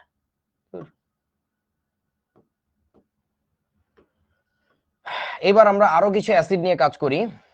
নাইট্রিক অ্যাসিড HNO3, আরো একটা অক্সিজেন কমাই দিলাম, তাহলে HNO2, এটা হচ্ছে নাইট্রাস অ্যাসিড। তারপর আরো একটা অক্সিজেন কমাই দিলে সংকেত হওয়ার কথা HNO, কিন্তু এটার ক্ষেত্রে সংকেতটা ডাবল হয়ে যায়, অর্থাৎ H2N2O2, এটাকে বলে হাইপোনাইট্রাস অ্যাসিড। তোমরা একটু মনে রাখো, শিখে ফেলো, ইক অ্যাসিড থেকে একটা অক্সিজেন কমে গেলে হয় আস অ্যাসিড, আস অ্যাসিড থেকে আরো একটা অক্সিজেন কমে গেলে হয় হাইপো আস অ্যাসিড। সো এটাকে আমাদের বলা লাগবে হাইপোনাইট্রাস অ্যাসিড, ঠিক আছে? আচ্ছা, এখন কথা হচ্ছে নাইট্রিক অ্যাসিডের তুল্য সংখ্যা তাহলে কত হবে বলো? নাইট্রিক অ্যাসিডের তুল্য সংখ্যা 1, নাইট্রাস অ্যাসিডের তুল্য সংখ্যা কত? 1। হাইপোনাইট্রাস অ্যাসিডের তুল্য সংখ্যা হচ্ছে 2, কারণ এখানে দুইটা প্রোটন আছে, দুইটা প্রোটন বিয়োজিত করে। আচ্ছা, তারপরে আমাদের আরো কিছু জিনিস লাগবে, বলো। ফসফরাসের অ্যাসিড গুলো কি কি? সেটা হচ্ছে H3PO4, জানো তো? আরো একটা অক্সিজেন কমাই দিলে হবে H3PO3, ফসফরাস অ্যাসিড। এটা ফসফরিক অ্যাসিড, এটা ফসফরাস অ্যাসিড। আরো যদি একটা অক্সিজেন কমাই দেই তাহলে হবে হাইপোফসফরাস অ্যাসিড। তাহলে ফসফরিক অ্যাসিড, ফসফরাস অ্যাসিড, আর একটা হচ্ছে হাইপোফসফরাস অ্যাসিড। বুঝিয়াছো? এখানে সবই কত হবে? 3। ওকে, সো এটা 3, এইটা 3, এইটাও হচ্ছে 3। এই যে লিখে রাখো। ওকে, এই যে আধুনিক 3, এটা হচ্ছে নরমাল 3, এটা আধুনিক 3, এটা অত্যাধুনিক 3, এইভাবে লেখো। ঘটনা হচ্ছে এখানে যদিও তুমি দেখতেছো 3টা করে হাইড্রোজেন আছে, বাট সবগুলো অ্যাসিড, এই নিচের দুইটা অ্যাসিড সবগুলো হাইড্রোজেনকে প্রোটন আকারে নির্গত করে না। কি কারণে করে না আমরা রাসায়নিক বন্ধন পড়ার সময় জানবো, বাট আপাতত জেনে রাখো এটা জাস্ট করে না, ঠিক আছে?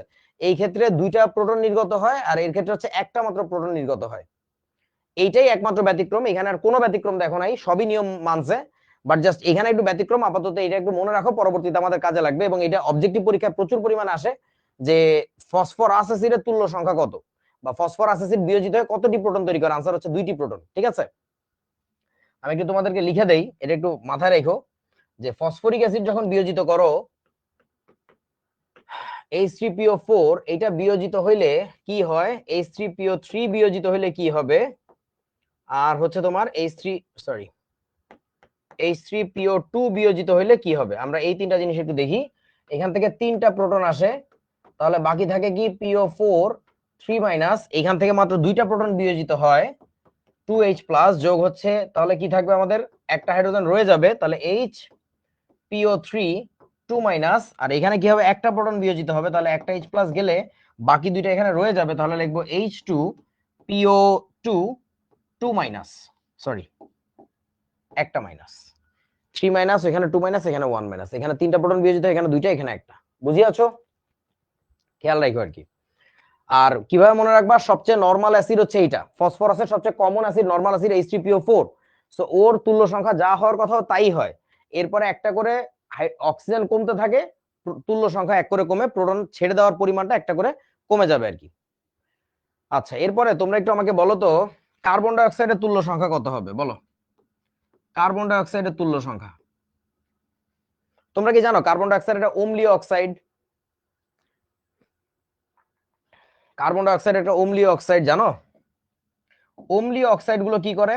পানির সাথে বিক্রিয়া করে অম্লে পরিণত হয়, তাহলে এটাকে পানির সাথে বিক্রিয়া দিলে এখান থেকে কোন অ্যাসিড আসবে?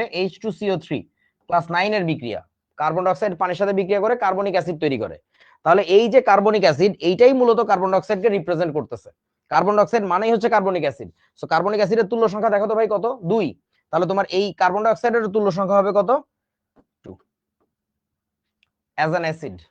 বুঝিয়াছো ছোট্ট বন্ধুরা?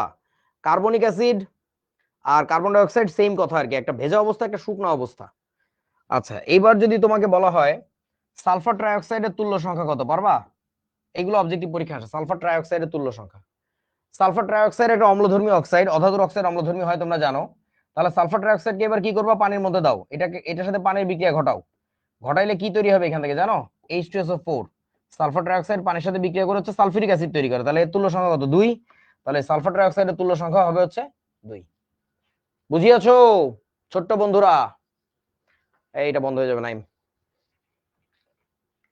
আচ্ছা, এবার যাও, অনেক অ্যাসিডের তুল্য সংখ্যা বের করা শিখলাম। এবার আমরা যাব হচ্ছে ক্ষারের তুল্য সংখ্যা বের করতে গেলে। সো প্রতি অণু ক্ষার থেকে মোট যতটি হাইড্রোক্সিল আয়ন উৎপন্ন হয় এটাকে বলে ওই ক্ষারের তুল্য সংখ্যা, তাই না? এটা ছাড়াও একটা অল্টারনেটিভ ডেফিনেশন তোমাদেরকে একটু বলে দেই। এটা আমাকে আমার এক গুরু শিখাইছিল, মনির ভাই। সেই ডেফিনেশনটা হচ্ছে এরকম, বা দিয়ে লিখি, বা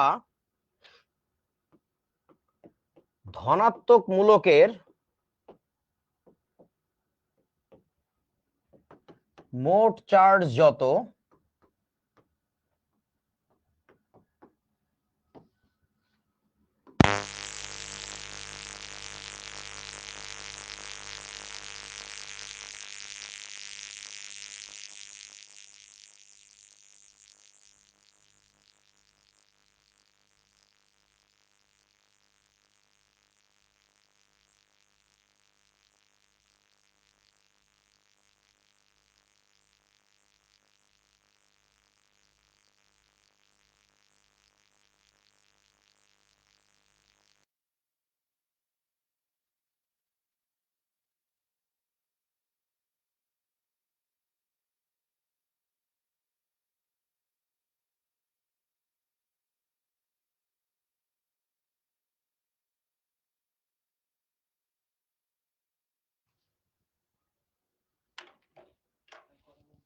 হ্যালো ছোট্ট বন্ধুরা, শুনতে কি পাচ্ছ?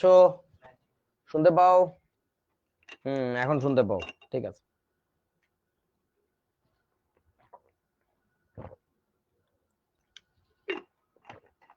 হুম,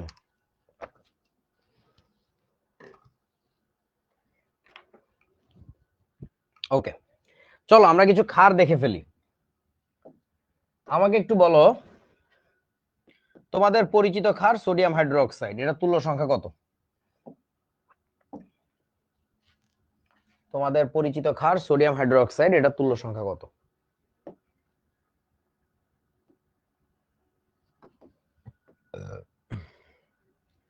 বলেন।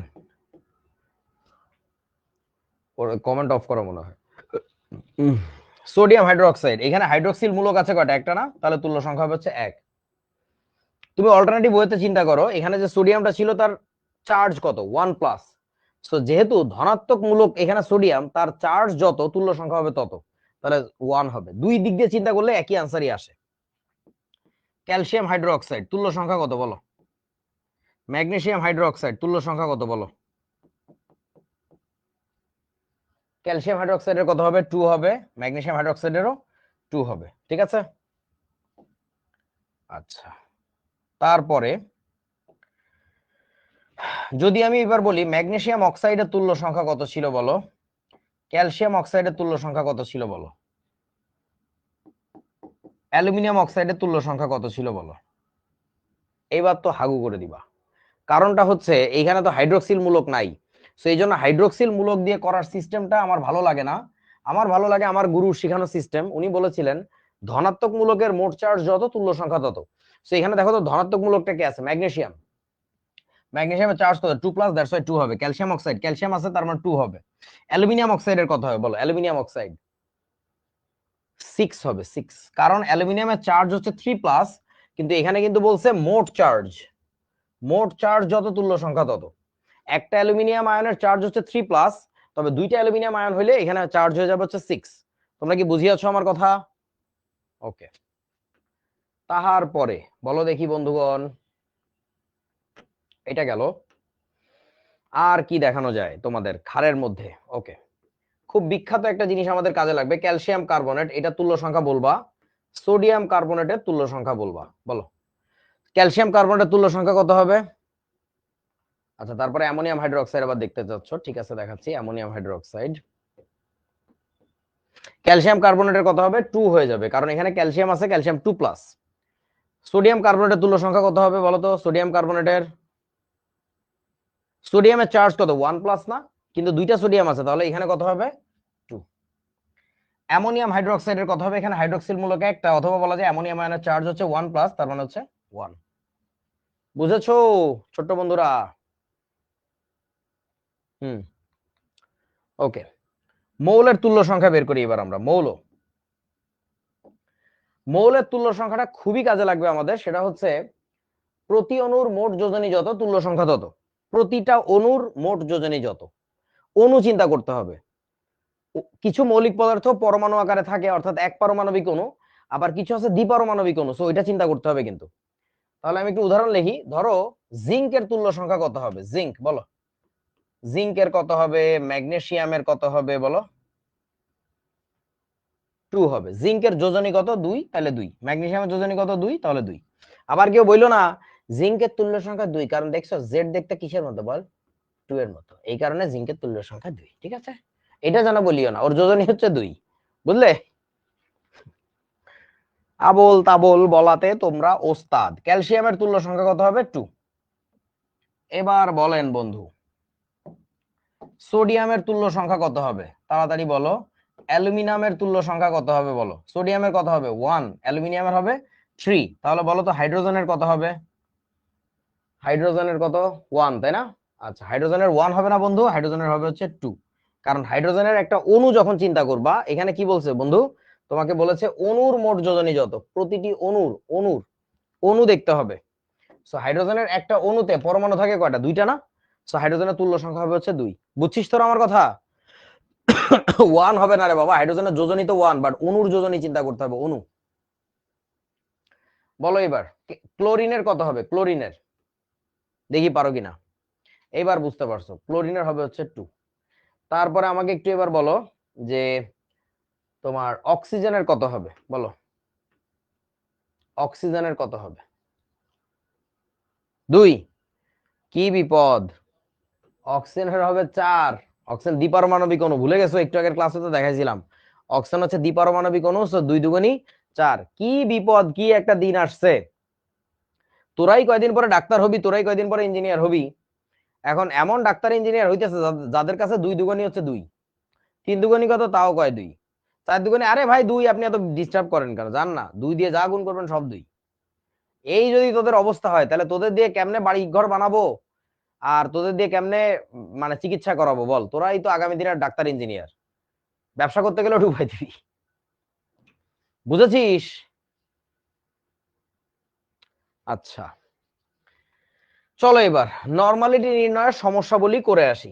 সেটা হচ্ছে সালফিউরিক অ্যাসিডের ঘনমাত্রা নরমালিটিতে কত? সৃজনশীল প্রশ্ন, একটা পাত্র আঁকা আছে, পাত্রের গায়ে লেখা আছে 500 মিলিলিটার আর 49 গ্রাম সালফিউরিক অ্যাসিড এখানে আছে। তাহলে একটা কাজ করি আমরা, নরমালিটি বের করার সূত্রটা কি ছিল ভাই? N = C ইনটু হচ্ছে E, রাইট? সো সি আগে বের করতে হবে, সি মানে মোলারিটি। তাহলে মোলারিটি বের করার সূত্রটা কি ছিল? W divided by MVL into হচ্ছে তুল্য সংখ্যা E। এবার মান বসাই চলো। W মানে দ্রবের ভর, কত গ্রাম দ্রব ছিল? 49 গ্রাম। বুঝতেছো বন্ধুরা? আচ্ছা, এম এর মান কত হবে? 98 ইনটু ভিএল মানে দ্রবণটার আয়তন, আয়তন বলেছে কত? 500 মিলিলিটার মানে 0.5 লিটার, ইনটু তুল্য সংখ্যা কত? 2। তাহলে এবার করো তো, কাটাকাটি ফাটাফাটি করো তো, দেখো তো কি হয়। 49 এর সাথে 98 কেটে এখানে থাকে 2, এই 2 এর সাথে আবার এই 2 কেটে যায়, তাহলে নিচে থাকে 1/0.5। 1/0.5 মানে কত? এটা হচ্ছে থাকবে তোমার ফাইনালি 1/0.5 মানে থাকবে হচ্ছে তোমার ফাইনালি 1 বাই কত থাকে 0.5 মানে কত? 2। আমি কিছু করি নাই, সব নষ্ট হয়ে গেছে। ও, চলে আসছে। এটা আসবে হচ্ছে তোমার 2 মোলার। বুঝেছো? 2 মোলার। এটা আনসার। 2 মোলার দ্রবণ, অথবা বলা যায় 2 মোল পার লিটারের দ্রবণ। Sorry sorry sorry, extremely sorry, এটা এম হবে না, আমরা তো কি বের করছি, এটা তো নর্মালিটি বের করছি, রাইট? সো নর্মালিটির একক হচ্ছে বড় হাতের এন। তোমার এটাকে বলা লাগবে 2 নরমাল দ্রবণ। 2 নরমাল বড় হাতের এন দিয়ে লাগে। মোলারিটির একক যেমন বড় হাতের এম, নরমালিটির একক হচ্ছে বড় হাতের এন, এবং এটাকে পড়তে হয় 2 নরমাল সলিউশন, 2 নরমাল দ্রবণ। বুঝলে? 2 নরমাল, মোলারিটিকে যেমন আমরা মোলার বলি 2 মোলার, নরমালিটিকে বলতে হয় নরমাল। বুঝতে পারছিস তো? ওকে, পরের অঙ্কটা দেখি। ও, অঙ্কের আগে তাহলে নরমালিটি বের করার ডিরেক্ট সূত্র হচ্ছে এইটা, যেক্ষেত্রে দ্রবের ভর থাকবে উপরে, নিচে থাকবে তার তুল্য ভর, আর নিচে থাকবে দ্রবণের আয়তন। এখন একটা প্রশ্ন এসে যায় যে তুল্য ভর জিনিসটা কি? চলো এটা একটু শিখে আসি। সেটা হচ্ছে, দেখো, তুল্য ভর ভালো করে বুঝো।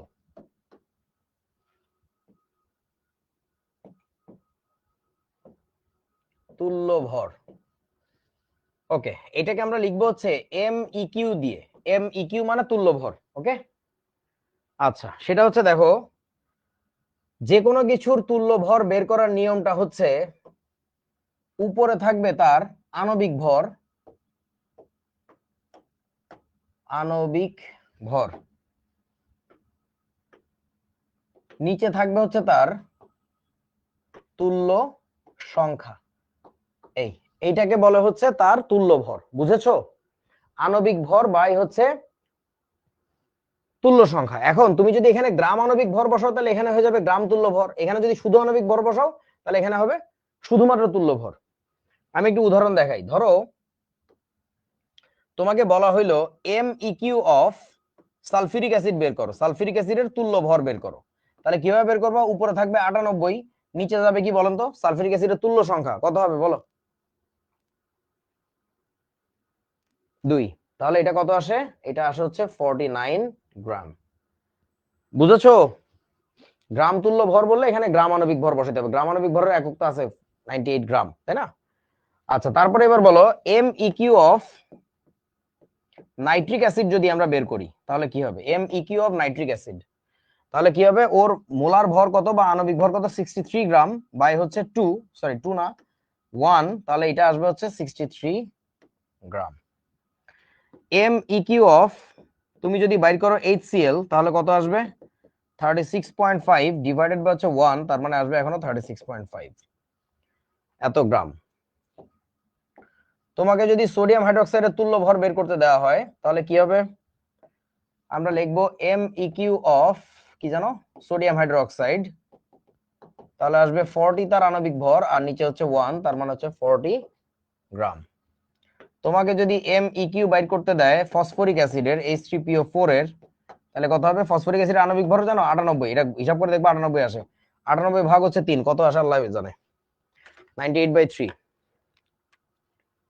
8/3 কত আসে? এটা 32.667, 32.667 এত গ্রাম। আচ্ছা, তোমাদের একটা মজার জিনিস বলে দেই, আমরা কিন্তু এখন তুল্য ভর যে শিখলাম, সরি তুল্য সংখ্যা যে শিখলাম, কার কার শিখলাম খেয়াল করে দেখো তো একটু। অ্যাসিডের শিখে ফেলছি, কার কারটা শিখলাম? অ্যাসিডেরটা শিখলাম, ক্ষারেরটা শিখলাম, আর মৌলেরটা শিখলাম। এই দুইটা আমরা শিখবো পরে, পরে মানে এই অধ্যায়ের ভিতরই শিখবো। জারণ বিজারণ নিয়ে যখন আলোচনা করব তখন, বুঝিয়াছো? অ্যাসিড বেজ আর হচ্ছে মৌলিক পদার্থ পরে বলতে, জারণ বিজারণ যখন পড়বো তখন। এখন জেনে মাথার মধ্যে অযথা প্যাচ লাগায় লাভ নাই। ওকে, সো এখন ঘটনা হচ্ছে, তাহলে দ্রবণের নরমালিটি বের করার জন্য ডিরেক্ট সূত্রটা হচ্ছে উপরে থাকবে দ্রবের ভর, নিচে থাকবে তুল্য ভর। তাহলে আমি সূত্রটাকে কি এভাবে লিখতে পারি? নরমালিটি এন ইকুয়াল টু, দেখো, উপরে থাকবে দ্রবের ভর, উপরে ডাব্লিউ ডিভাইডেড বাই তুল্য ভর, তুল্য ভরকে কি দিয়ে লিখছিলাম? এম ই কিউ, আর নিচে থাকবে হচ্ছে দ্রবণের আয়তন, তার মানে থাকবে হচ্ছে ভিএল। তাহলে আমরা এটাকে বলতে পারি, জিনিসটা হচ্ছে এরকম, সরি নিচে লিখি, সূত্রটা হচ্ছে এরকম,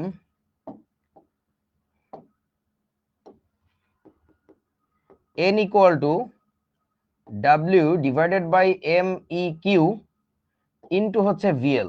দেখো তো সূত্রটা কিসের সাথে খুব মেলে? কিসের সাথে খুবই মেলে?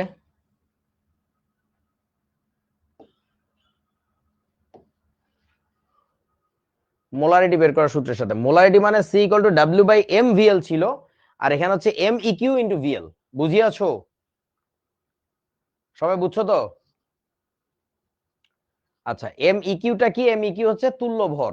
তুল্য ভর, এই যে তুল্য ভর। তুল্য ভর কিভাবে বের করো অনেকগুলো এক্সাম্পল করাই দিছি। আচ্ছা, এখন তোমাদের যেহেতু হাতে সময় আছে, সময় আছে না? ওদের ক্লাস শেষ কটায়? 8টায়। তাহলে একটা কাজ করি আমরা, সেটা হচ্ছে পার্সেন্টেজের ব্যাপারটা আমরা একটু দেখে নেই, শতকরা হিসাবটা একটু দেখে রাখি, তাহলে আগামী দিনের ক্লাসের জন্য আমরা একটু আগায় থাকবো।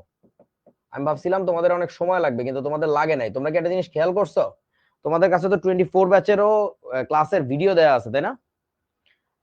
সব ভিডিও পেয়ে গেছো তোমরা। তো তোমরা ওই ভিডিওগুলো যারা রিভিউ করো, তারা দেখবা যে এই টপিকগুলোই ওদেরকে পড়াইতে আমার অনেক সময় লাগছে, তোমাদেরকে অনেক কম সময় লাগে। তার কারণটা কি জানো? তোমরা তো 9-10 অধিকাংশ আমাদের ক্লাসে ক্লাস করছো, সো ক্লাসের রেসপন্সটাই ডিফারেন্ট। হ্যাঁ, সো তোমাদের কথাই চিন্তা করো, তোমরা যখন অ্যাডমিশনে ক্লাস করবা আরো কত কম সময়, আরো কত তুফান প্রিপারেশন হবে। সো এই হচ্ছে অবস্থা আর কি। হ্যাঁ, সো চলো আমরা এখন শতকরা হিসাবটা দেখে আসি। একটু আগে আমরা একটা কথা বলছিলাম, মনে করে দেখেন তো, মোলারি মানে ঘনমাত্রা জিনিসটা কি ছিল? মনে পড়ে? ঘনমাত্রা জিনিসটা কি ছিল? একটা রেশিও। দ্রব্য ডিভাইডেড বাই কিসের রেশিও ছিল বলো? দ্রব্য ডিভাইডেড বাই কি ছিল বলেন? দ্রবণ নাকি দ্রাবক, কোনটা? দ্রব্য ডিভাইডেড বাই দ্রবণ, তাই না? ও, তার আগে আমাকে একটু বলে নাও, তোমরা এই শতকরা হিসাবটা যে শিখবা, এটা কি সহজ রাস্তায় শিখবা না কঠিন রাস্তায় শিখবা, তাই বলো আগে। সহজ ভাবে শিখবা না কঠিন ভাবে শিখবা? সহজ। আচ্ছা ঠিক আছে, ওকে চলো। তোমরাই কিন্তু কইছো সহজ, আমি কিন্তু কিছু কই নাই। ধরো তোমার কাছে এরকম একটা জিনিস বলছে যে 5% ডাব্লিউ বাই ভি এরকম একটা দ্রবণ আছে। এটার মানে কি? কিছু একটা দ্রবণ, sulphuric acid, nitric acid, whatever that is, doesn't matter. আচ্ছা, এর মানে কি? তোরা একটু আমাকে বলতো বাবা, 5% কথার মানে কি? 5% মানে কি এটা জানিস? 5% মানে হচ্ছে 5 ডিভাইডেড বাই কত বলেন তো? 5 মানে কি? এরে গরু এখনো কঠিন হার্ড ইজি এগুলো বলতেছে। 5% মানে কি? বলে না। 5% মানে হচ্ছে 5/100। কথা ঠিক তো নাকি? আচ্ছা, এখন কথা হচ্ছে দেখ, এই উপরের রাশিটা ছিল হচ্ছে ডাব্লিউ। উপরের রাশিটা ডাব্লিউ থাকার মানে হচ্ছে উপরেরটা হবে হচ্ছে গ্রামে। উপরের যে রাশিটা ছিল, উপরের যে জিনিসটা ছিল, ওইটা ছিল হচ্ছে কোন এককে? ওটা ছিল গ্রাম এককে। আর নিচের যে ভি ছিল, নিচেরটা ছিল হচ্ছে আয়তনে। এখন বলো তো আয়তনের একক কি হবে, বলতে পারবা? আয়তন যদি বলে থাকে তার মানে আয়তনের একক কি হবে বলো?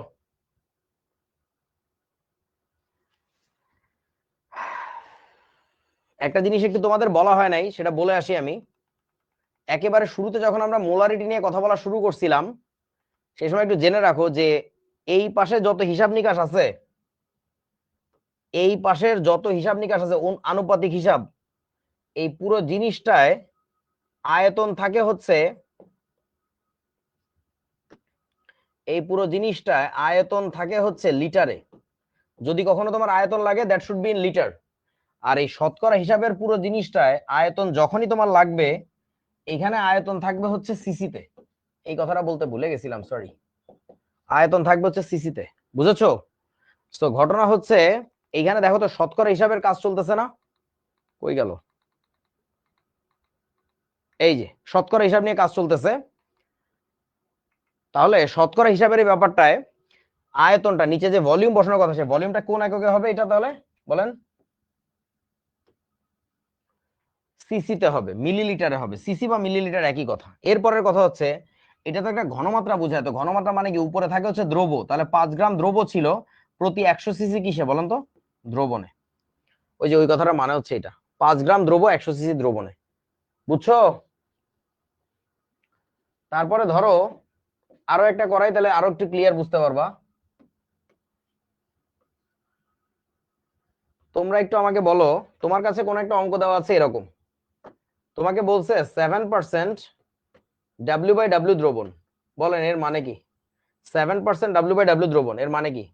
উপরে থাকবে কত? 7, নিচে থাকবে কত? 100। এটা বুঝছো তো? 7/100, বুঝেছো? উপরেরটা ছিল ডাব্লিউতে, উপরেরটা ছিল ডাব্লিউতে মানে কি ওটা কিসে মাপছে? ভরে। তাহলে উপরেরটা ছিল গ্রামে, নিচেরটাও কিসে ছিল? গ্রামে। আচ্ছা এবার বলো, এইটা তো ঘনমাত্রা, ঘনমাত্রা মানে তো সবসময় কি দ্রব ডিভাইডেড বাই কি বলেন তো? দ্রবণ। এই হয়ে গেছে। তার মানে ওই দ্রবণের প্রতি 100 গ্রাম দ্রবণ নিলে তার মধ্যে 7 গ্রাম দ্রব পাওয়া যাবে। বুঝলে আমার কথা কিছু?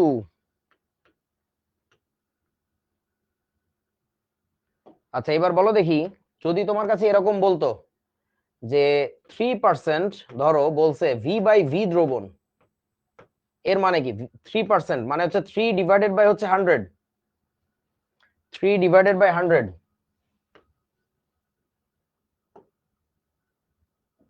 বুঝেছিস?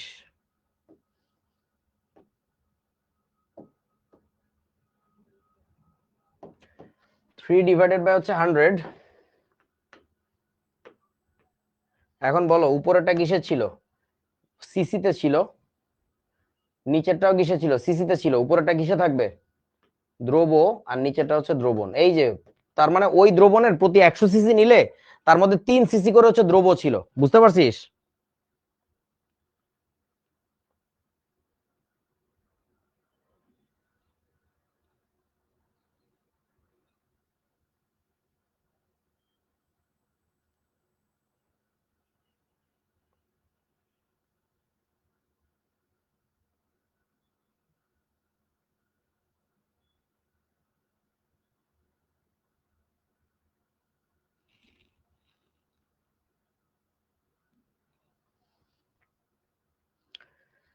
আচ্ছা, তারপরে এবার আমাকে একটু বলো যে পরেরটা যদি আমরা করতে যাই তাহলে কি আসবে?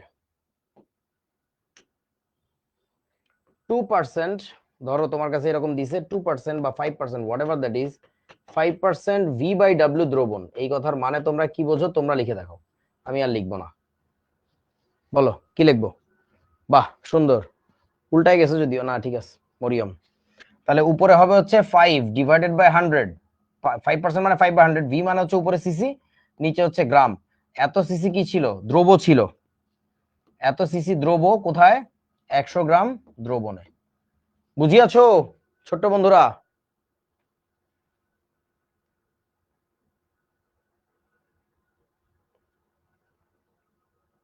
ওকে, এখন কথা হচ্ছে তোমাকে যদি বলা হয় একটা বিশেষ প্রশ্ন, সেটা হলো ধরো